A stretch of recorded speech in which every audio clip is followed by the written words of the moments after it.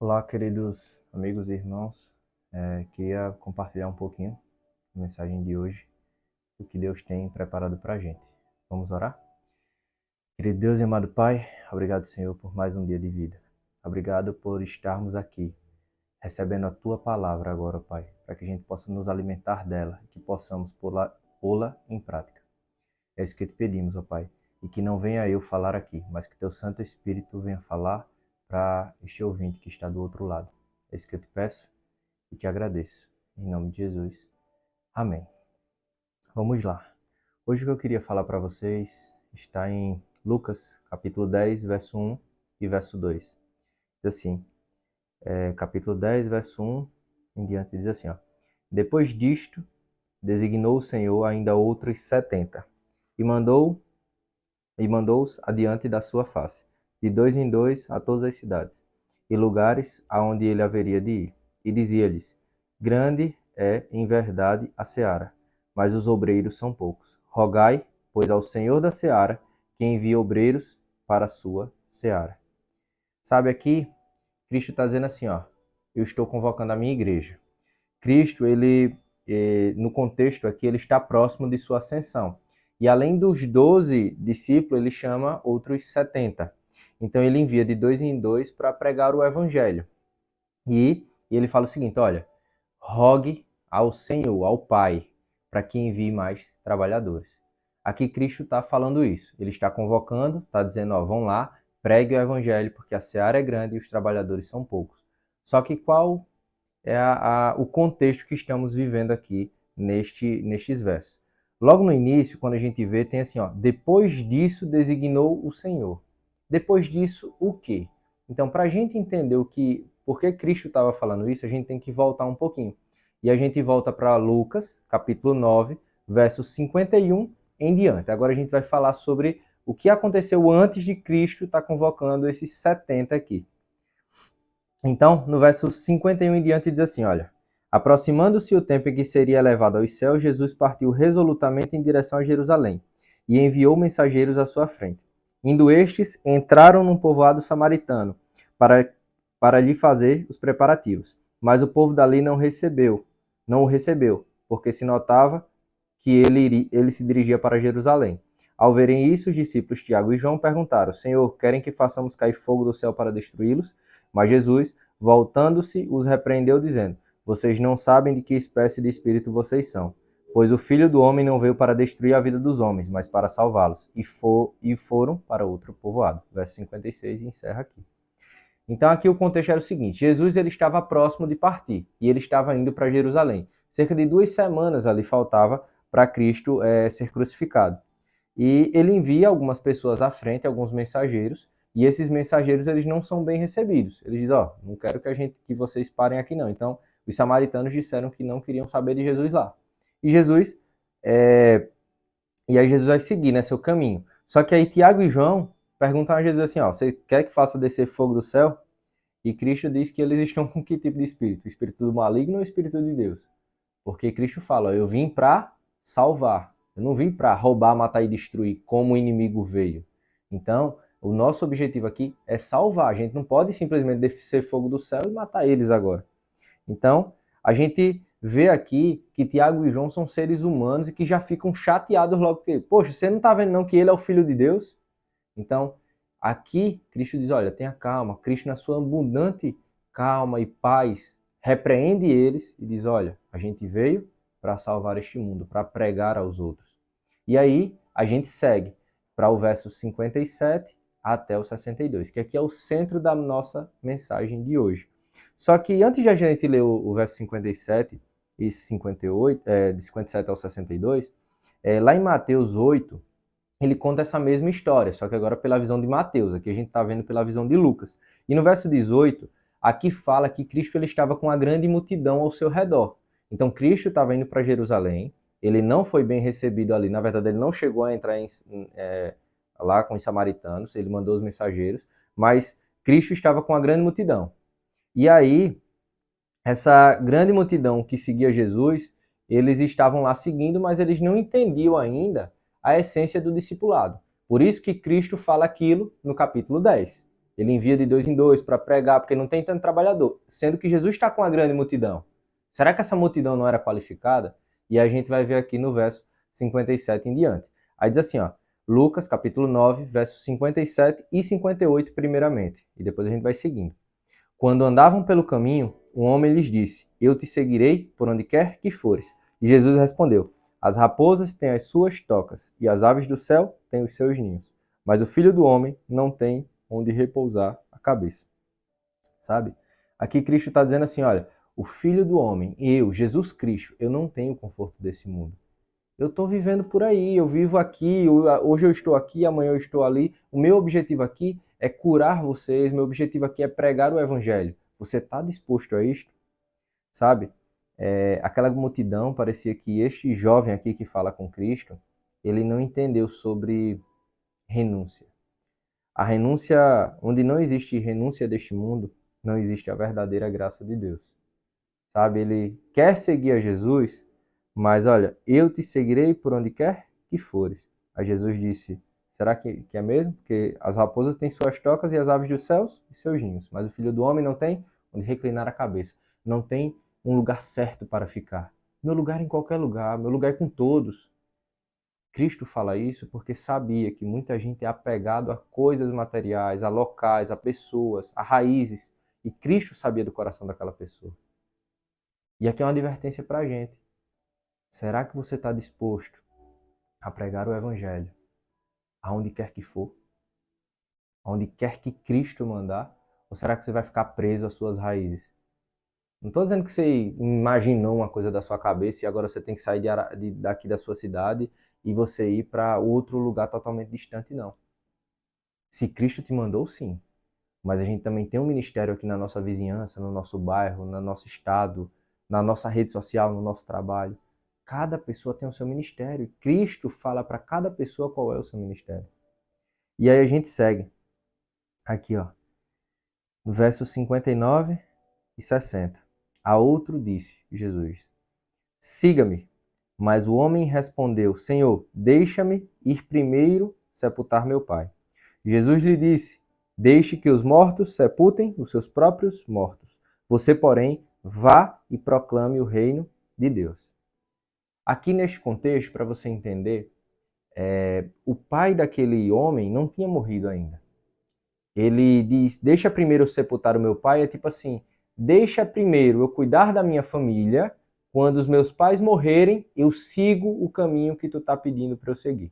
Então, deixa primeiro eu fazer o que eu preciso fazer, cuidar da minha família, da minha esposa, dos meus filhos, e depois eu sigo o Senhor. Eu faço o que o Senhor está pedindo. Sabe, isso aqui é um problema, porque quando a gente não coloca Cristo em primeiro lugar na nossa vida,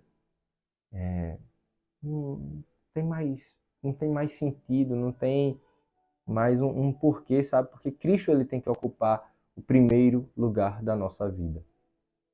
Cristo, ele não deve ocupar o segundo, o terceiro lugar. Ah, mas meu pai e minha mãe, Cristo fala lá em Êxodo que eu devo honrar pai e mãe, Cristo fala, mas aqui Cristo não pede para você desonrar seu pai e desonrar sua mãe.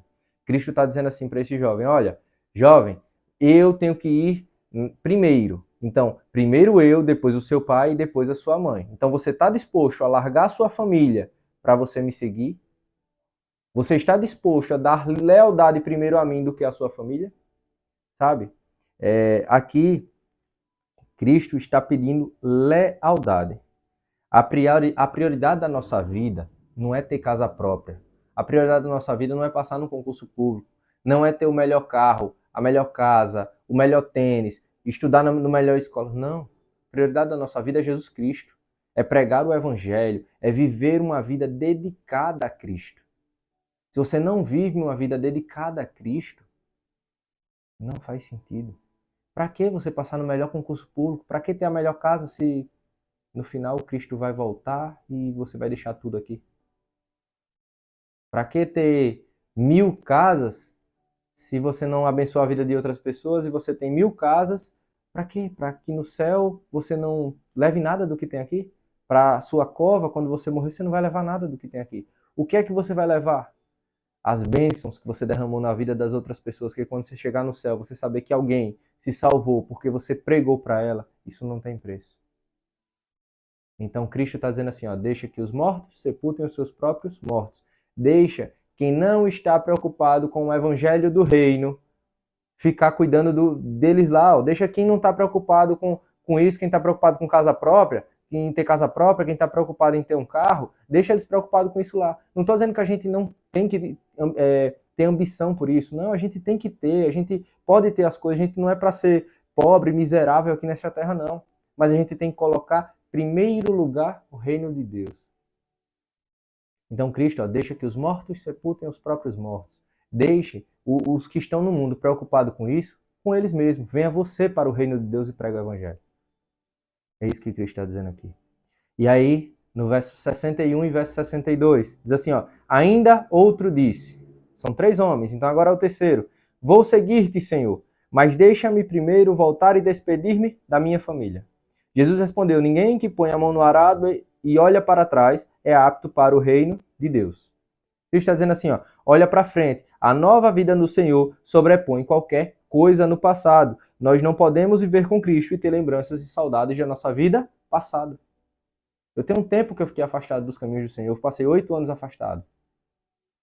E hoje, com a nova vida, depois do batismo, eu não posso estar pensando agora, poxa, eu sou um cara novo, eu preciso voltar agora para festa, para balada, para álcool, seja lá para o que for.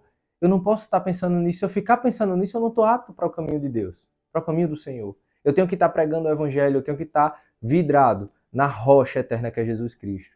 Se eu ficar pensando em coisas que eu vivi no passado, em coisas do passado, eu irei ficar. Quem coloca a mão no arado, quem coloca a mão para pregar o evangelho de Cristo, não pode estar pensando no passado. E aí a gente vai para o capítulo 10, verso 1 e verso 2. Então, depois deste contexto, Jesus está com a multidão. Jesus fala para aqueles homens o que é que precisa, não olhar para trás, deixar as pessoas que estão preocupadas com as coisas do mundo para lá. Deus fala o que a gente precisa fazer. Aí ele diz assim, ó, depois disto ele separa 70 de 2 em 2. Da grande multidão ele separa 70. E embaixo ele fala, a seara é grande, mas os trabalhadores são poucos. Sabe? Na obra missionária temos a certeza de Jesus. Mas vai ter perseguição, vai ter desânimo, vai ter abandono, vai ter frustração. Cristo sabia de cada pessoa que estava naquela multidão. Se era apto ou se não era apto. Cristo chamou 70 e disse, olha, a seara é grande, os trabalhadores são poucos. Ore para Deus, para que envie mais trabalhadores. Ore para o Pai, para que envie mais trabalhadores. Mais de 50% do mundo ainda não sabem quem é Jesus. A gente tem rede social hoje, você está vendo este vídeo através de uma rede social. Você está vendo eu pregando aqui, falando da palavra de Deus, você está tendo conhecimento da palavra de Deus através de um canal de comunicação mundial. Mas tem muita gente que não sabe quem é Jesus. Não sabe que ele morreu por nós na cruz. Você precisa divulgar essa mensagem a outra pessoa. Trabalho com várias pessoas e parece que, não sei se é o meu ministério, mas várias pessoas que eu conheço não conhecem Jesus Cristo, não sabem quem é Jesus, não acreditam em Jesus Cristo. Já ouviram falar, mas não acreditam em Jesus Cristo. Sabe, é difícil, muito difícil. Mas a gente tem que pregar. Lá em Mateus 28, 20, diz assim, eis que estarei convosco até a consumação dos séculos.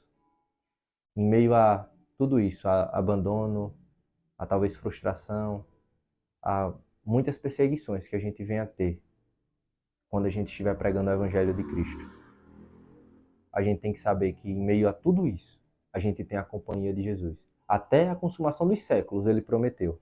E ele não é homem para que minta, e nem homem para que se arrependa. Ele é fiel para cumprir o que ele prometeu. A gente hoje está vivendo parado, sentado no banco de igreja. Muitas das vezes nem para a igreja vamos. E se a gente pegar toda a Bíblia, a gente vê que a única coisa que falta para Cristo voltar é a pregação do Evangelho a todo mundo. Sabe, sábado passado, domingo passado, eu vi algumas postagens, minto, na segunda passada, então perdão, na segunda passada, eu vi algumas postagens no Facebook e de um amigo que eu tinha conhecido em 2012, 2013. Depois de 2013 não tive mais contato com ele, e nesses 2 anos que tive contato não era muito próximo, mas conhecia ele, via as brincadeiras, via a pessoa boa que ele era, mas não era um amigo próximo. E aí eu vi algumas postagens, e eu disse, cara, eu conheço esse jovem, eu conheço esse rapaz. Só que 12 anos, 13 anos depois, então eu fui abrir para ver, porque já estava de barba, já estava com o rosto mudado. E aí eu fui abrir para olhar, eu disse, cara, não me é estranho. Quando eu abri, eu disse, poxa, é o Léo. E eu reconheci ele, sabe? E eu comecei a olhar o Instagram dele e eu me emocionei demais, porque durante todo esse tempo que eu não o vi mais, eu comecei a ver a vida que ele havia levado próximo de Cristo. Ele fez faculdade de rádio TV, salvo engano, e ele começou a pregar o evangelho. Ele fez missão em 6 países: Líbano, Albânia, Croácia, Argentina, Peru, Guiné-Bissau. Ele fazia rádio TV e trabalhava como com parte de mídias sociais ali para a igreja. Era um jovem dedicado, ele pregava, ele estava à frente de programações, ele criava, imaginava roteiros, e era um cara 100% dedicado a Deus. E aí quando foi na segunda, eu me deparo com a notícia que Léo havia morrido com 27 anos de idade. E quando eu vi isso, eu fiquei muito triste, muito abalado. Vi que o culto fúnebre era tarde, ao vivo, ia passar. E aí eu assisti o culto fúnebre. E no culto fúnebre, a mãe relatava que no dia 7, no sábado, Léo, ele, numa conversa informal ali, entre amigos, familiares, ele disse, se for para eu morrer, eu estou preparado para a morte. Eu penso em continuar pregando o evangelho e tal, mas se for para eu morrer, eu estou preparado para a morte, porque eu sei que o que eu tenho feito condiz com o que Jesus quer de mim. Estou pronto para morrer. No domingo, Léo sofre uma parada cardíaca e infelizmente veio a falecer. 27 anos. Sabe, durante aquele culto, um dos pastores que estava ajudando a celebrar ali, a ministrar aquele momento triste para todos, ele falou uma frase que eu queria encerrar. E ele falou o seguinte: o que Léo fez e pregou de Jesus em 27 anos, tem gente que com 80 ou 90 anos não fez nem a metade. Ele viveu uma vida dedicada a Deus. E eu comecei a me comparar, sabe? Mas aquela comparação, aquela inveja boa. Mas eu comecei a ficar triste comigo mesmo, porque poxa, queria ser como Léo, queria pregar o evangelho, queria fazer mais. E eu vi que eu não faço nada. Eu tento fazer, mas sou pobre, fraco, pecador, miserável. Eu não fiz um terço do que o Léo fez. Sei que eu não posso me comparar com outras pessoas, mas esse testemunho tem que servir para eu sair do lugar, para que eu pregue o evangelho. Muitas pessoas precisam saber. Eu não sei se você caiu nesse vídeo aqui de paraquedas, mas eu preciso dizer para você, você precisa buscar a Cristo. Você precisa pregar o evangelho do reino. Lá em João 17, verso 15 e 16, Cristo está fazendo uma oração pelos seus discípulos. E ele diz assim, ó, não peço que os tires do mundo, mas que os livre do mal. Eles não são do mundo, como eu do mundo também não sou. A gente está aqui neste mundo e Cristo pede para nos livrar do mal ao Pai. A gente vai ter sofrimento, a gente vai ter frustração. No fim, Apocalipse 21, verso 4, ele enxugará dos olhos toda lágrima. Mas enquanto isso, abandono, frustração, medo, angústia. Mas precisamos abreviar a grande volta de Jesus, assim como Léo fez. E se você não fizer, Cristo vai voltar mesmo assim. E ele, quando voltar, ele vai julgar cada um de acordo com o que fez. E se você quiser que ele volte o mais rápido possível, para que você não seja não fique mais frustrado, não fique triste, para que Ele enxugue dos seus olhos as lágrimas. Por favor, comece a pregar o Evangelho. Nós, a nossa geração, precisa pregar o Evangelho para que Cristo venha. Estamos vivendo os últimos capítulos desta história. Vamos orar para encerrar essa mensagem. E o que eu te peço, pregue o Evangelho. Oremos. Querido Deus e amado Pai, obrigado, Senhor, por esta mensagem. Que nós possamos ter entendido o que o Senhor quis dizer para nós. O objetivo daqui da terra é pregar o Evangelho, é fazer o que tu queres e não o que nós queremos. Por favor, guia-nos. Vai ser difícil, mas mostra-nos o caminho que devemos seguir. Por favor, Pai. É isso que te pedimos e te agradecemos. Nos dá um restante de dia, ou de noite, ou de madrugada em paz. Seja lá o horário que essa pessoa esteja assistindo. Mas conforta esta pessoa. Dá força para ela para seguir as atividades dela. Dá força para ela pregar o Evangelho. Não é fácil, Senhor. Por favor, nos ajuda. Só podemos vencer contigo, ó Pai. É isso que te pedimos. Em nome de Jesus. Amém.